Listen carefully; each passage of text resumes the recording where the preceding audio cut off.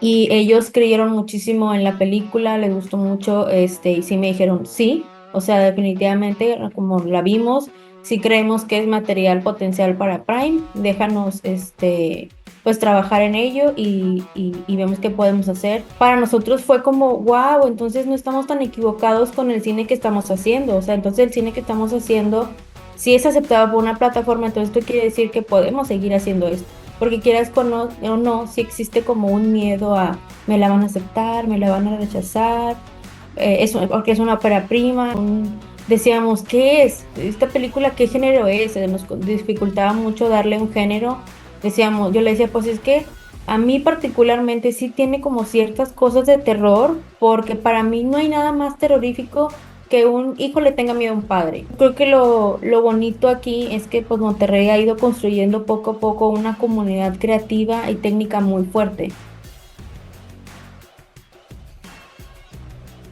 Amigas y amigos de Cinéfilos en Apuros, ¿cómo están? Soy Elia Leonardo. Pues vamos a seguir entrándole a temas de algo que nos gusta mucho, dialogar y compartir con ustedes, que es el cine mexicano, el cine nacional, y en esta ocasión también haciendo escala en el cine independiente mexicano, que ya habremos de ver qué tan independiente es. Y si lo digo así es porque, a ver, ocurrieron dos cosas. La primera es que, checando ahí el catálogo de Prime Video, veo que hay una película que se llama Somos Invisibles, que dejé pasar porque digo, pues no me suena, como que no la he visto, pero después dije, a ver, sí me suena, seguramente apareció en el anuario estadístico de IMCINE de tal año.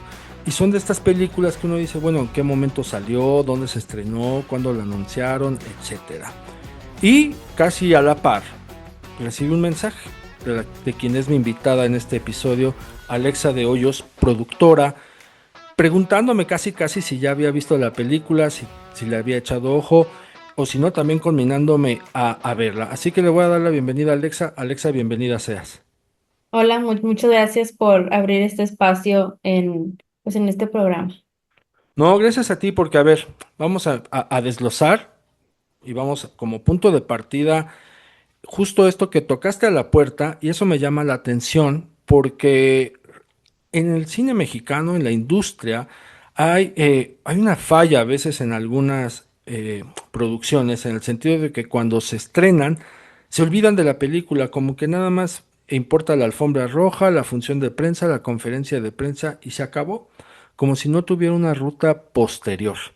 Aquí no es el caso porque Somos Invisibles, si mal no estoy, se presentó en Mórbido Fest, ¿es así? O sea, estuvo en Mórbido hace Buen Mórbido 3. fue como su, pues ¿cómo lo puedo decir? Su estreno nacional, vaya, en Ujú. Mórbido. Entonces, de ahí pasa y uno dice, bueno, ¿y qué pasó con Somos Invisibles? ¿Qué sucedió? Y te digo que ahora hasta que la veía yo en Prime Video dije, a ver, a ver, a ver, a ver. Entonces ya estoy viendo que sí hay una película que llegó a plataforma después de algunos años, que ya no se quedó en el desapareció, no la vimos, etcétera. Y la otra es que hay una productora que dice, oigan, pues por más que ya pasaron los años, a mí me interesa saber su opinión. Quiero saber qué es lo que se opina de la película porque también hay una escasez de críticas o reseñas en torno a ella. La película nos cuenta la historia de una mujer que es sentenciada a cadena perpetua por asesinar a su marido y recibe como una última oportunidad de respiro al aire libre, de convivencia, pasar una tarde con sus tres hijas. En esa interacción con ellas se van a ventilar y se van a revelar secretos de esa familia que nos van a llevar también a comprender y a ver qué es lo que ocurría en su interior con la figura paterna y qué pasaba con cada una de estas hijas y cómo es el rol de estas hijas con relación a su madre. Llega la película a Prime Video, Alexa, y por ahí quiero empezar, fíjate, porque hay muchas películas independientes mexicanas que cuando después de un estreno en el circuito alternativo, cineclubes, algunas cinetecas, también cines independientes, ya se quedan ahí, o sea, ya no las volvemos a ver, no, no llegan a YouTube y mucho menos a otras plataformas de streaming, que no es tu caso. ¿Cómo es que Somos Invisibles llega a Prime Video, que aparece en su catálogo y que ahí está? Pues mira, yo creo que muchas veces pareciera que las películas simplemente llegan a las plataformas, pero la realidad es que hay muchísimo trabajo detrás, ¿no? Mucho búsqueda de contactos, mucho trabajo de parte del distribuidor y mucho trabajo de encontrar como a las personas correctas que conecten con el proyecto. Aquí me voy a ir un poquito atrás.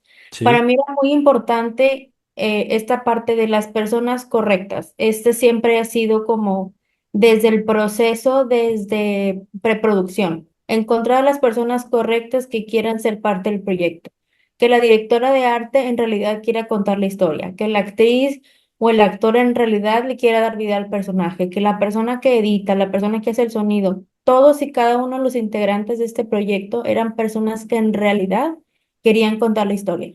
Ay, me pongo muy emocional, pero es que el proyecto como tal, esos 15 días que estuvimos encerrados en el bosque, porque estuvimos encerrados en el bosque grabando, nos convertimos como en una gran familia. Entonces, el que llegue esta plataforma a Prime, pues es un logro de todos, ¿no? En el caso de Somos Invisibles, ya hablando en el presente y en que está en Prime, pues es un proceso largo, ¿no? La película pasó por distintas etapas hasta encontrar al equipo que en realidad viera el potencial que tiene esta historia y al público al que tiene que llegar y cuál era la plataforma en la que podíamos encontrar ese público, ¿no?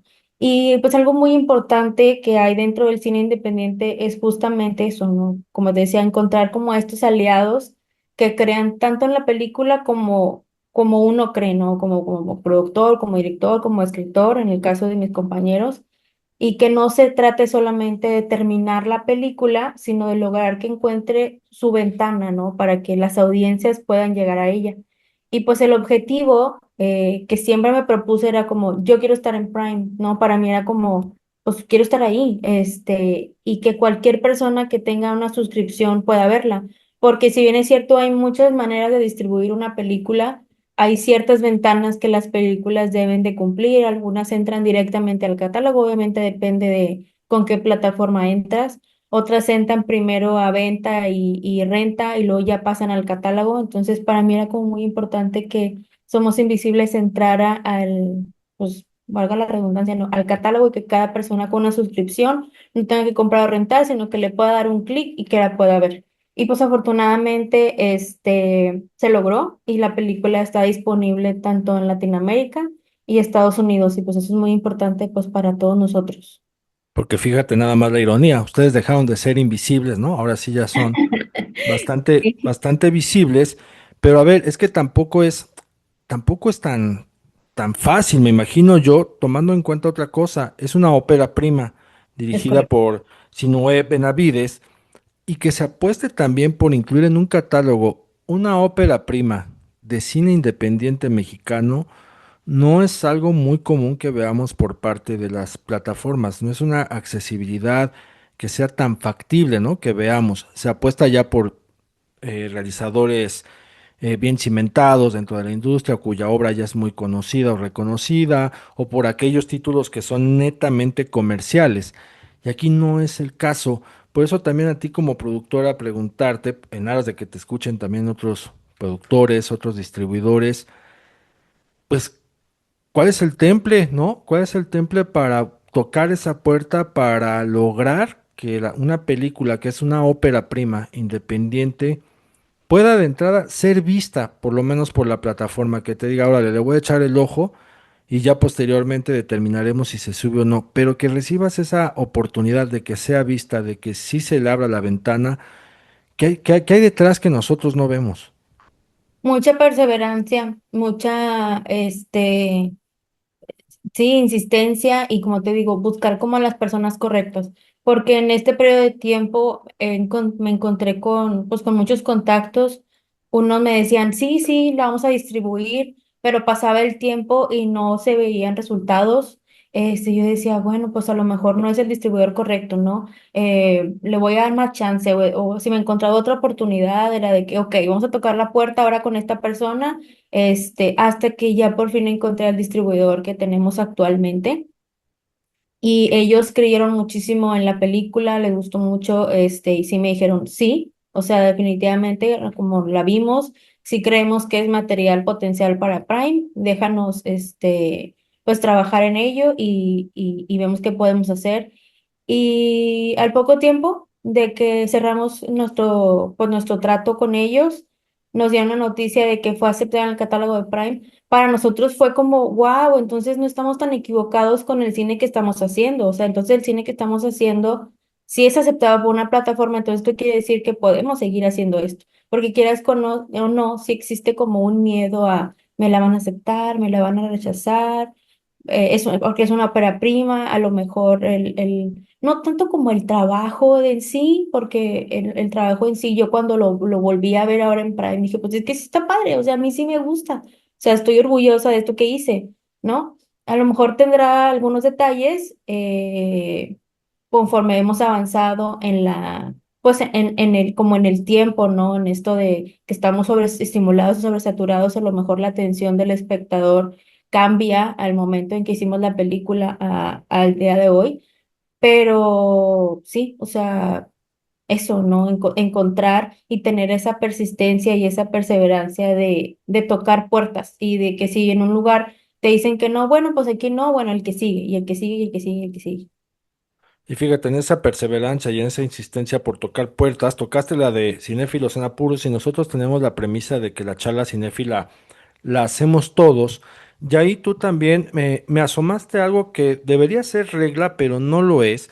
Y me refiero al hecho de que hay productores, hay cineastas que no están nada abiertos al diálogo, a la discusión o al debate sobre las películas, sobre las obras. Porque yo lo sé, a nadie nos gusta que nos digan que hay fallas o hay errores en nuestro trabajo. Pues en el caso del cine, pues al ser también una percepción conforme a los ojos del espectador, del crítico que lo ve, pues cambia. Y tú estás muy abierta, me decías, yo la verdad quiero saber con honestidad y sinceridad qué fallas ves, qué aciertos ves, y los podemos comentar porque la película pues es una ópera prima y también ahí hay que entender algo. Cuando es una ópera prima, por supuesto que va a haber fallas, pero también va a haber aciertos que nos va a asomar elementos interesantes del realizador. En este caso de Sinué Benavides, por ejemplo, puedo poner uno, que es el tercer acto de de la película, que a mí me parece que alcanza un gran tono en ese cierre, es un gran cierre, y creo que ese tono lo pudo haber empezado a calibrar desde un poco antes, ¿no? O sea, pudo haberse mantenido en ese tenor a lo mejor, no, sino en toda la película, en gran parte de de la película, porque el comienzo es un poco difícil de digerir. Pero bueno, eso lo podemos hablar en cuestión de lo que es el desmenuzar la película desde lo que es mi visión. Ujú. Pero tú como productora dices, a ver, o sea, yo estoy abierta a que me digan sí, que me digan no, qué les gustó, qué no les gustó. Hay una madurez profesional ahí que te digo, debería de ser regla, pero no siempre lo es. ¿Cómo trabajas tú en ese sentido pues, para entrarle al ruedo de tocar no solamente la puerta, en este caso de Prime Video, que la película ya está ahí, sino también de la prensa cinematográfica o de la industria, pues en aras de algo que es que tú la siguiente película que vas a producir quieres mejorar o quieres hacerlo mejor y lo mismo quieres para el realizador, en este caso para Sinué Benavides. ¿Cómo se logra esa madurez profesional desde tu trinchera? Pues yo creo que justamente como lo acabas de decir, ¿no? Porque buscamos como un crecimiento. Si bien es cierto que sí es una ópera prima, pero si no, yo ya tenemos mucho tiempo trabajando en otros proyectos, otros cortometrajes, nos enfocábamos más al cine de género, al cine de terror, y al momento de hacer esta ópera prima, al momento de la escritura quedó como un drama muy duro, un suspenso, decíamos, ¿qué es? ¿Esta película qué género es? Nos dificultaba mucho darle un género. Decíamos, yo le decía, pues es que a mí particularmente sí tiene como ciertas cosas de terror, porque para mí no hay nada más terrorífico que un hijo le tenga miedo a un padre. Pero también hay un drama muy intenso en la familia, pero también hay traumas. Entonces era como, ¿qué es? Y decimos, bueno, pues es que los únicos que nos van a decir y nos van a decir si está bien o no es la audiencia. Entonces a mí me interesa conocer mucho es qué opina la gente sobre ella, qué le gustó, qué no le gustó, porque eso a nosotros, tanto a mí como productora, me va a ayudar a entender de, ok, qué tipo de historias la gente quiere ver, qué tipo de historias la gente le digieren mejor, ok, si bien la película va como, siempre digo yo, como va como en creciendo. Al principio, como dices tú, a lo mejor es un poco difícil de digerir porque ocupas de estar sentado, viendo, apreciando lo que está sucediendo y tenerle como esta paciencia, por decirlo de cierta manera, para que luego te puedas sumergir y puedas entender toda la psicología que pasa dentro de esta familia y puedas como conectar con lo que está pasando. Eso también para mí es importante, ¿no? Conocer la audiencia qué opina, la crítica qué opina, y eso nos ayuda a nosotros a madurar y es parte de, o sea, el cine es el arte, el cine y el arte es objetivo. Va a haber gente que no le va a gustar, va a haber gente que le va a gustar, y si no les gusta, saber por qué no les gusta. Más que nada, saber por qué no. Porque el por qué sí, pues es bien fácil de recibir y qué padre el aplauso, el abrazo, gracias, pero a ver, los que no, ¿por qué no? Para así poder aumentarlos porque sí. Entonces, eso a mí me interesa mucho y yo sé que a no también le interesa mucho el saber, el conocer el cómo la audiencia recibe esta película. También recientemente, si ustedes han prestado atención, amigos y amigas, a los créditos de varias películas mexicanas, comerciales e independientes, cortometrajes también, notarán que muchos de esos trabajos son producidos por mujeres. Tenemos afortunadamente muchas productoras en este país. Y es un volado que no cualquiera toma el riesgo porque de entrada llevas todas las de perder, ¿no? Vas a perder capital, vas a perder tiempo, puedes perder la esperanza y la ilusión incluso de seguir produciendo más adelante porque te vas a topar con una realidad muy dura, muy difícil en cuanto a lo que es la exhibición de estas películas. Por otra parte, también aventurarse y confiar en un director debutante para su primer largometraje, para su ópera prima, no es algo que tampoco cualquiera se quiera poner de pechito, ¿no? Hay que tener aplomo, hay que tener mucha voluntad para ello. Y en este caso tú lo haces desde Monterrey, el cine regio independiente, ahí viene también alzando la mano junto al cine independiente en el norte del país, ¿eh? Creo que aquí ya lo he dicho en capítulos anteriores. Échenle ojo a lo que se está haciendo en Tijuana, por ejemplo, con un director como Diego Hernández o lo que ha hecho Rodrigo Álvarez, por ahí está también Lépez en Chihuahua. Y ahora también con el cine regio, recientemente vimos Un Mundo Mejor de Janet Juárez, que también trae una productora detrás. Y cuando veo Somos Invisibles dije, a ver, hay algo en común en estas dos películas independientemente del territorio que es Nuevo León. Las dos se enfocan en lo que es la violencia hacia el interior. Y es que películas de Monterrey o películas que se hicieron en Monterrey en la década de los 80, por ejemplo, con los Almada, con Sergio Goyri, con Jorge Luque, pues eran muy alarmistas y mostraban mucho la violencia hacia el exterior, ¿no? Que duelos y conflictos entre personajes del crimen organizado, películas de narcos, rescates, etcétera, judiciales. Y acá, Un Mundo Mejor parte de lo que es el secuestro es la premisa, pero en realidad se enfoca en las víctimas de lo que es ese delito. Y aquí Somos Invisibles, Sinue Benavides, que junto con Edu y Tijerina confeccionaron el guión, dicen, pues hay una violencia al exterior, sí, pero también esa violencia permea hacia el interior de algunas familias y de algunos hogares, y aquí lo vamos a ver con una figura paterna que podría asemejarse a un ogro, esto en el contexto de que la película en algún momento puede leerse como una especie de cuento, con estas pues, tres doncellas que son muy maltratadas por este ogro, y se empieza a escarbar esa violencia que ocurre hacia adentro, ¿no? No estamos viendo ya aquel cine que se hizo en Monterrey que buscaba hacia afuera, sino que a ustedes buscan hacia adentro y no solamente es buscar hacia adentro, sino también leer y atender a las víctimas. ¿Cómo para ti es que te llegue un guión y que te digan, oye Alexa, pues produce mi primera película, mi primer largometraje, es independiente, es así, este es el tema, le entras, no le entras, sabiendo que posiblemente no nos lleguemos a estrenar nunca? ¿Por qué? ¿Por qué aventurarse? Porque, repito, afortunadamente tenemos muchas productoras en este país que le están entrando al toro por los cuernos en levantar producciones independientes y comerciales. Pues mira, de entrada, siempre he creído que si vas a producir un proyecto, debe de gustarte, ¿no? Debes de enamorarte de él porque es un trabajo perdón por la expresión, pero es una chinga hacer una película. Entonces dije yo, tiene que gustarme mucho el proyecto, ¿no? Si no ya, como yo te decía, ya hemos trabajado anteriormente en cortometrajes y proyectos, entonces se dio de manera natural el querer hacer ya una ópera prima. Yo le decía a Sinue, ya es momento de hacer una ópera prima, ya es momento de hacer una ópera prima, ¿no? Entonces, y él me planteó como la idea, y yo le dije, sí, sí me late, ¿no? Vamos a buscar, si la vas a escribir tú nada más, o quién más. Y le dije, ¿sabes qué? Me gusta Edu Tijerina, vamos a buscar a Edu, busco a Edu, se sentaron a trabajarla. Cuando me mandan el primer borrador, desde ahí yo dije, wow, o sea, obviamente el proceso de escritura se tardó como un año en terminar el guión que pues ven en la película. Fue evolucionando, desde el primer borrador fue una historia con la que de cierta manera yo me identificaba, como dices tú, porque la violencia es hacia adentro. Entonces yo creo que todas las familias tienen como ciertas, desafortunadamente, la mayoría, no voy a decir que todas, la mayoría de las familias tiene como a lo mejor ese cierto tipo de historias, ¿no? Entonces yo la leía y yo decía, wow, o sea, esas historias yo las conozco, o sea, yo las he escuchado en mi familia.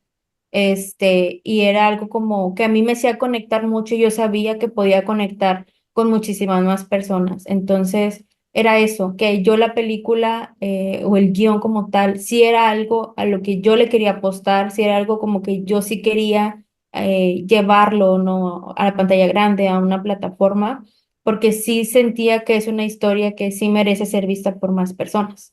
Entonces, esa es como y lo que mencionas de la violencia hacia adentro, también creo que era, no que haya sido un tema que nunca se ha tocado, pero se me hizo muy interesante la manera en la que tanto Cine como Edwy lo plasmaron en el guión. Entonces eso también fue como parte de el por qué sí apostarle a esta ópera prima, ¿no? Mira, y también ahorita que te escucho, pensaba yo en la visión centralista y en las percepciones centralistas que tenemos, por ejemplo, los habitantes capitalinos con relación a Monterrey y el capital, ¿no? La lana. Porque, no sé, por ejemplo, en el fútbol, pues es tiro por viaje estas discusiones de que Tigres y Rayados siempre tienen dinero, los demás clubes no. Entonces uno Ujú, también asume que pues Monterrey es una entidad que tiene un gran valor y poder adquisitivo y que por lo tanto sería fácil producir cine, ¿no? Es como, pues seguramente Alexa o Janet Juárez tocan puertas y ahí está el varo, ¿no? O sea, nos sobra tanto dinero que pueden hacer películas, pero en realidad no es así. O sea, también hay un Monterrey que no vemos, en este caso con su relación hacia el cine y hacia el cine independiente mexicano. ¿Cómo es eso también, Alexa? ¿Qué tanta confianza o desconfianza hay? ¿Cuál es la adversidad para poder conseguir los recursos, para que la propia gente local crea, para que también los demás posteriormente creamos en el cine mexicano? Digo, yo lo creo, pero hay un público, hay una audiencia que dice, pues es que es cine mexicano, ¿no? Ya con ujú. desdén nada más por ser mexicano. Y si es independiente, aunque no lo vean, consideran que es terrible. Pero si tú les dices, es una película de Monterrey, el chip dice, ah, pues seguramente va a tener buena producción. Y cuando digo buena producción me refiero a algo rimbombante, ¿no? Algo espectacular, porque como son regios, pues hay varo. Pero no es tan sencillo. O sea, realmente aquí hacer una película en México es un milagro.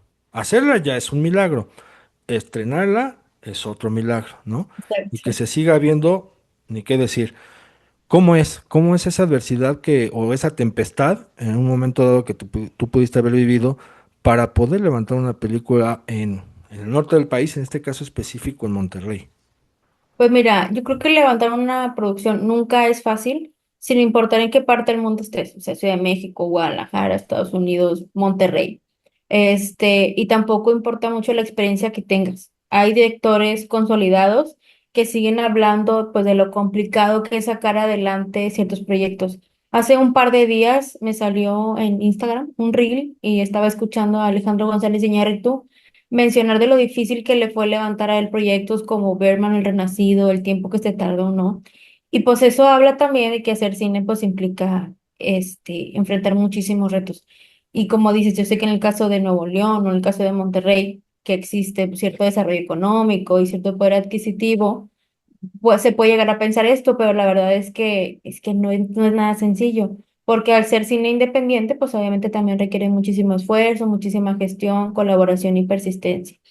En el caso de Somos Invisibles, eh, aplicamos a una beca en Conarte que se llama EFCA, es el estímulo fiscal para la creación artística. Entonces lo que ellos hacen es dar una beca para escritura. Entonces aplicamos, ganamos la beca y con eso pues pudimos hacer el guión. Pero me decía también si no, pues no nada más, obviamente hay que hacer el guión, hay que hacer la película, entonces con recursos propios no lo hagan, o sí lo hagan, pero es la fuerte convicción de no voy a recuperar el dinero, o sea, y también si le van a meter dinero propio es no sé qué, no hipotequen su casa, nada por el estilo, ¿no? Porque hemos escuchado historias como descabellantes de le metieron tantos millones de pesos, hipotecaron la casa y demás, y luego ya no hacen cine porque no recuperaron y se agüitan y pues no. Entonces, la película está hecha con recursos propios, este, y pues sí, así, o sea, con la beca y con recursos propios. Pero más allá de que si en Monterrey hay, como dices tú, dinero o no, que es más fácil, yo creo que lo bonito aquí es que pues Monterrey ha ido construyendo poco a poco una comunidad creativa y técnica muy fuerte. Hay muchísimo talento en muchas áreas como fotografía, en arte, en producción, actores, música, estudios de postproducción. Actualmente contamos con dos estudios muy grandes dentro de la región. Entonces, sí existen dificultades para levantar una película, pero también existen personas dispuestas a apostar por hacer cine desde aquí. Entonces, eso también fue como parte importante y parte de por qué se logró Somos Invisibles, ¿no? Como te digo, todas las personas que trabajaban dentro de la película eran personas que en realidad querían estar aquí y que dieron su 150% para que la película se vea como se ve con los presupuestos que teníamos. Y pues al final creo que producir una película independiente pues implica encontrar, pues sacar adelante el proyecto, o sea, incluso con cualquier limitación que pueda existir, porque sí creo, soy una fiel creyente de que si tienes algunas limitaciones, de esas limitaciones nacen unas propuestas creativas muy interesantes, que es el caso de Somos Invisibles. A ver, mencionas la palabra y el concepto de comunidad, y es Ujú. algo que tienen mucho ustedes, se nota en los podcasts, por ejemplo, ¿no? Veo y escucha uno de Latin Lover, y siempre también tiene invitados regios, ¿no? Sean presentadores, sean actores, luchadores, o sea, también rescata las viejas glorias de la lucha regiomontana. Vemos los programas que luego hace también Radamés, pero, y lo digo esto porque ustedes tienen a Oscar Burgos. Oscar Burgos aparece ahí en la película y me llamó la atención porque uno lo ve, bueno, pues este hombre está en tal programa, está en este podcast, un día está hablando con Latin Lover, otro día anda allá con Poncho de Nigris, que es el perro Guarumo, que si no sé qué que uno no pensaría, la verdad, uno no imaginaría verlo en una película como lo es Somos Invisibles, y ahí aparece, ustedes lo van a ver como un pianista que funge una, con una particularidad especial en la película, ya lo verán, incluso lo van a ver y no lo van a reconocer. ¿Cómo es y por qué? ¿Por qué incluir a Oscar Burgos? Porque en este concepto de comunidad, pues es parte de, ¿no? Y qué importante puede ser también que para la comunidad local, porque la película parte de ahí, logre identificar a alguien con la presencia que tiene en medios, Oscar Burgos, apoyando el cine independiente mexicano, ¿no? O sea, uno no pensaría, te digo, en mi caso fue como muy revelador.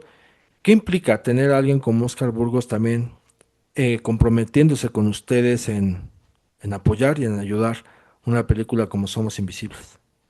Pues mira, desde el inicio, sí no tenía muy claro lo que quería para el personaje de Oscar, que es el abogado y el hermano de Consuelo. Él quería que ese personaje, a pesar de que es un abogado, que tuviera cierta sensibilidad, cierta humanidad y que fuera muy particular, aunque tuviera pues momentos como emocionales muy fuertes, la psicología de como el personaje tuviera esos momentos fuertes. Y sí me dijo que para ese personaje él quería un actor que se dedicara a la comedia, ¿no? Por el contraste que profundamente tiene la psicología del personaje. Y curiosamente, un día en la noche, me llega un WhatsApp de Sinue y era un video. Él estaba viendo justo una entrevista de Oscar Burgos, donde, bueno, estaba viendo unas entrevistas en YouTube y sale Oscar Burgos. Y en esa entrevista él mencionaba,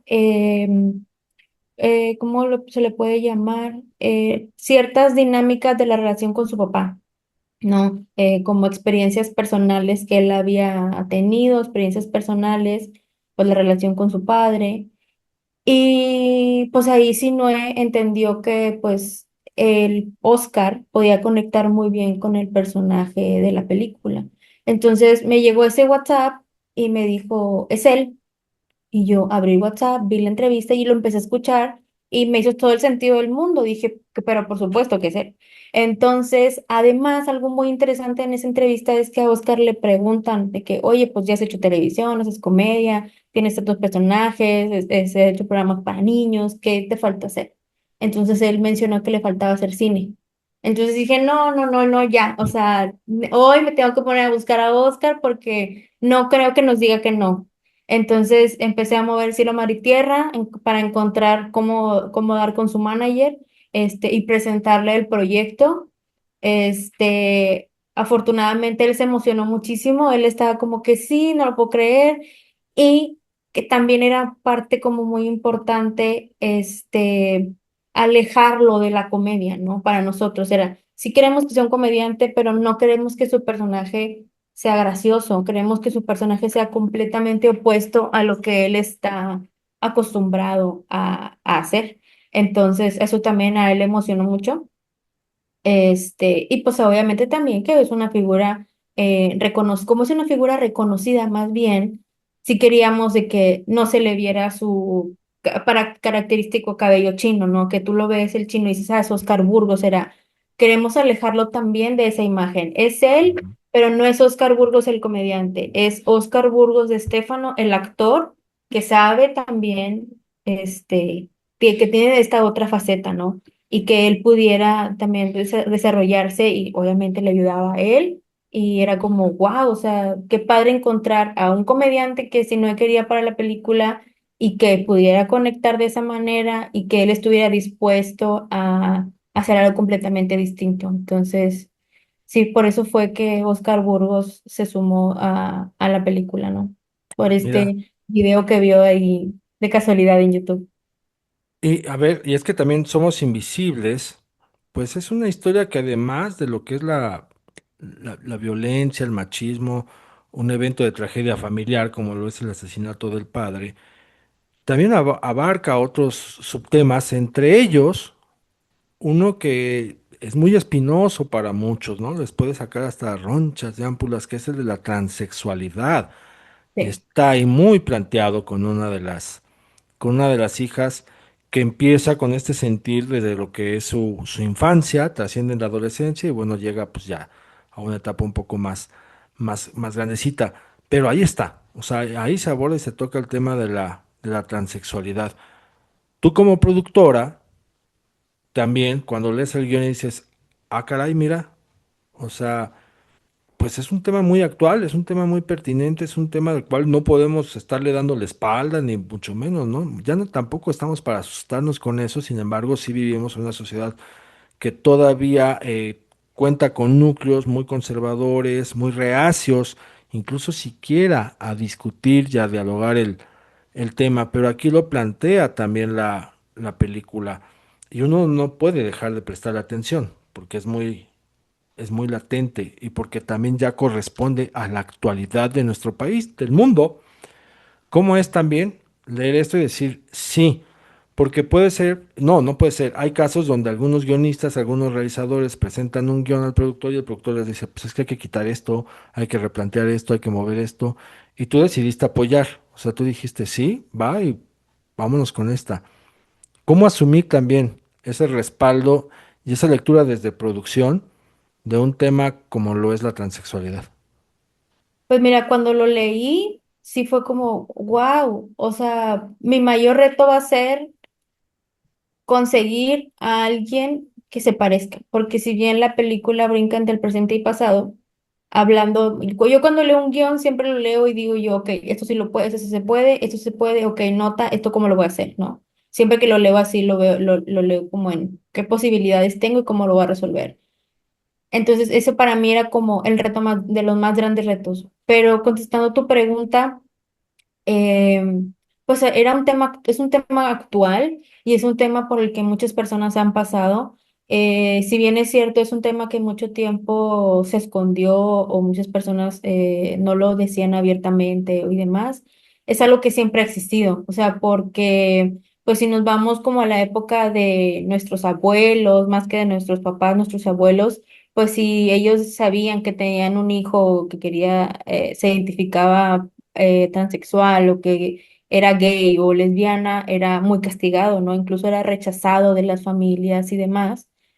Entonces, como que pues no lo podemos dejar de no poner, o sea, porque al final es parte de la realidad del, no del mexicano, sino de la realidad del ser humano. Entonces, iba muy bien también con la historia de Jaime, de su historia, del papá, ¿no? De qué sí permitía y qué no permitía y cómo ejercía esta violencia, como dices tú, hacia adentro, hacia los integrantes de su propia familia. Entonces, era también una manera de representar esa violencia.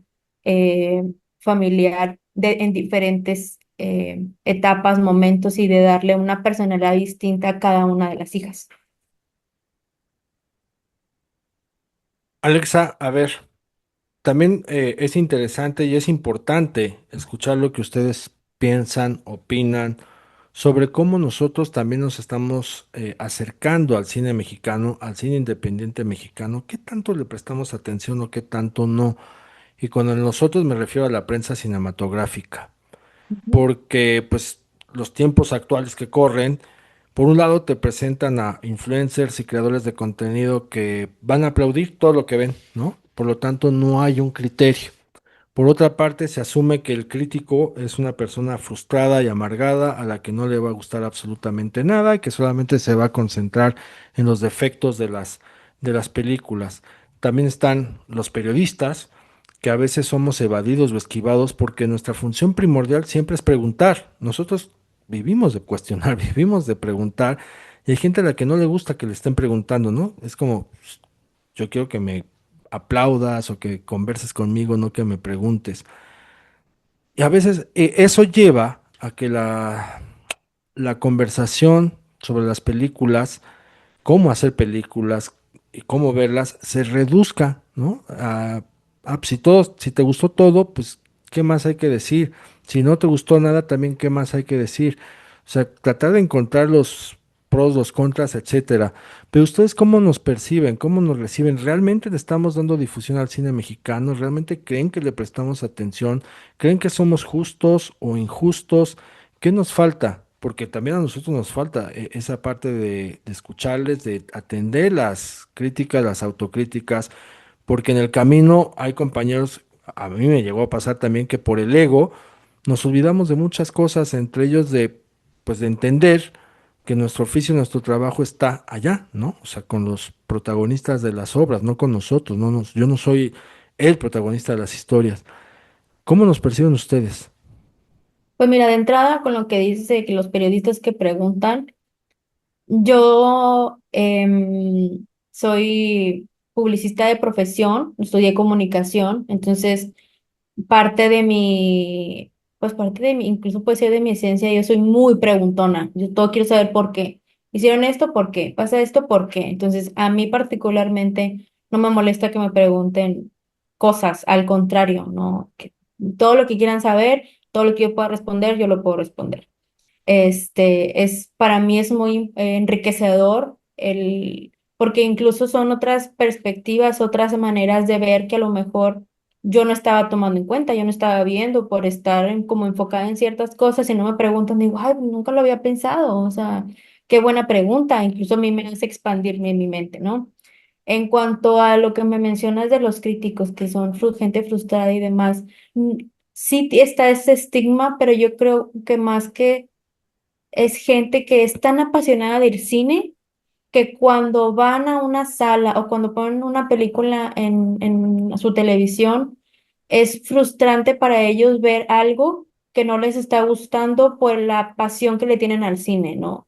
No tanto por el hecho de que son gente que nunca pudo hacer cine y mejor se dedican a la crítica, no. Es gente apasionada que en realidad sabe de cine, consume el cine de una manera distinta porque uno cuando hace el cine lo hace de una manera distinta. Una película, un cortometraje, un proyecto visual es tu bebé y lo vas a defender como a capa y espada, ¿no? Y a mi bebé no me le digan nada. Pero al contrario, o sea, eso te enriquece a ti como persona, como productor, como realizador, ¿no? Y creo que el trabajo del crítico, es que siento que a lo mejor la palabra crítico, ya a lo mejor deberíamos de cambiarle ese nombre, ¿no? No debería ser crítico, debería ser otra, no se me ha ocurrido cuál, No, pero o solamente, revalorizarlo, porque el crítico de cine ahí está. Más bien ahora se confunde y mucha gente cree que creador de contenido, comunicador, influencer y periodista es lo mismo y no es lo mismo. Cada uno tenemos nuestro perfil. exacto, y también el creador de contenido que habla, que recomienda películas, bueno, pues él lo recomienda desde una parte, pero la persona como tal que le mencionamos crítico lo ve desde la percepción artística, o sea, esa persona entiende el cine desde cómo se hace, cómo se crea, cómo se realiza, entiende como todo este proceso, y a partir de ese conocimiento, ellos pueden como desmenuzar la película. Los periodistas especialistas en cine también tienen esos conocimientos, entonces de ahí pueden desmenuzar las películas y darle como este diálogo que muchas películas necesitan, ¿no? Porque pues yo puedo decir, ay, pues te recomiendo que veas tal película en tal plataforma, pero a lo mejor no va a conectar contigo de la misma manera que conectó conmigo, porque a mí me despertó algunas emociones, a ti otras, a lo mejor yo viví algo similar a lo que estoy viendo representado en la pantalla y me hace llorar, a lo mejor no, a lo mejor estoy viendo una película de terror que a mí lo que está pasando me da mucho miedo porque de niña me pasó o de adolescente me pasó o le tengo miedo a ciertas cosas. Entonces, sí creo como que es también importante esas dos figuras como tal. El influencer también, o sea, ellos también ayudan muchísimo a darle difusión a una película. Si bien es cierto, ellos siempre hablan bien. Sí, vayan a verla. También está esta parte de los influencers que solamente hablan bien de las películas que les gustan, que también es muy válido. También creo que si una película no te gusta, pues no le des el tiempo o sea, un cierto tiempo de tu vida a decir no me gustó, pues simplemente pues no le pongas atención, no la recomiendas y ya. Pero si te gusta la película, pues sí, recomiéndala, pero recomiéndala desde un lugar donde creas tú que la gente pueda conectar con ella, ¿no? Y por último, para cerrar, Ale, ¿qué le dirías tú al público y a la audiencia? Porque cuando dicen, oye, es que ¿qué le falta al cine mexicano? Entre las cosas que le faltan, sí, varo, pantallas, por supuesto, más apoyos, más incentivos, pero también público. Entonces, ¿tú qué le dirías a la gente para que confíe en el cine mexicano, para que por lo menos le dé el beneficio de la duda, y en este caso a lo que es el cine independiente nacional, mismo que ya lo vemos con el caso de Somos Invisibles, se puede encontrar incluso en una plataforma? O sea, esta es una de las películas que sí llegó. ¿Qué les dirías? Que se den la oportunidad. Entre tantas cosas que hay en las plataformas, en Netflix, en Prime, en Apple TV, tantas grandes producciones de Hollywood, de otros lugares, darnos la oportunidad de ver el cine en nuestro idioma, el cine hecho en nuestro país, porque vamos a encontrar cosas muy buenas. Si bien es cierto, también a nosotros como realizadores, eh, como actores, productores, directores, fotógrafos, hay cosas que tenemos que mejorar. No vamos a saber cómo mejorar si la audiencia no nos da la oportunidad de vernos y decirnos cómo podemos hacerlo. Si la película no tiene audiencia, ese crew, ese equipo no va a saber qué fue lo que la audiencia pensó, qué necesito mejorar para mi siguiente historia, qué sí gustó, qué no gustó. Entonces yo lo que quiero hacer es invitar a la gente a que vea cine en su idioma, cine nacional, para justo esto, ¿no? Para que deje de existir ese diálogo de el cine mexicano no nos gusta, a cambiarlo y decir, el cine mexicano es de muy buena calidad como lo era en su época dorada y que el cine mexicano siga creciendo, porque hay muchísimo talento, solamente pues hay que saber llegar a como a las audiencias y que las audiencias se den la oportunidad de pues ver una película mexicana, una película independiente que nos puede dar alguna sorpresa. Ale, pues muchísimas gracias por haber venido a Cinéfilos en Apuros, por haber tocado la puerta, por entablar el diálogo, por estar abierta al mismo. ¿Algo más que tú quieras agregar? Es tu espacio, es tu programa. Pues solamente eso, que vayan a Prime Video, que vean Somos Invisibles, este, que nos pueden seguir en nuestras redes sociales. Si alguien nos quiere hacer un comentario, nos lo puede hacer directamente en nuestras redes sociales, lo pueden hacer en Letterboxd también, dejarle ahí su puntuación para saber si les gusta o no les gusta. Y pues nada, espero que Somos Invisibles les haya gustado. Es una película que se hizo con mucha entrega, con mucha pasión, con mucho entusiasmo y pues que le den la oportunidad y que espero que la disfruten, que se entretengan, que lloren, que les llegue la emoción como a mí me llega cada vez que la veo. La he visto muchas veces en festivales, cuando la estábamos editando, ahora en la plataforma. Entonces, pues eso, que se den la oportunidad de ver Somos Invisibles y de ver cine mexicano. Amigas, amigos, ustedes ya escucharon, vayan a Prime Video, échenle ojo a Somos Invisibles, podrá no gustarles, podrá gustarles, solamente hay una manera de comprobarlo. También ya escucharon a Alexa, la producción está abierta a leer sus comentarios, sean buenos, sean malos, sean positivos, sean negativos, porque de otra manera no se puede construir ni se puede generar la discusión, el debate, el diálogo alrededor de las películas y en este caso de nuestro cine. Y ya saben que aquí la charla cinéfila la hacemos todos.